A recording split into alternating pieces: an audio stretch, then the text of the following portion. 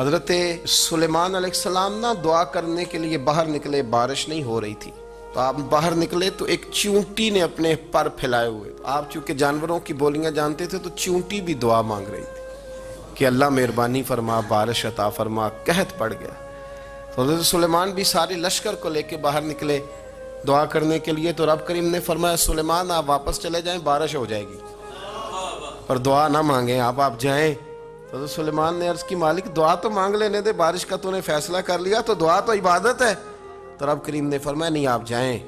اللہ دعا تو مطلق ہر وقت تو حکم دیتا ہے، پر آج کیا حکمت ہے؟ فرمایا وہ چونٹی کے پھیلے ہوئے بازو دیکھے ہیں نا، تو اگر آپ نے بھی دعا مانگ لی تو چونٹی کے دل میں خیال آئے گا یہ میری دعا سے نہیں برسی،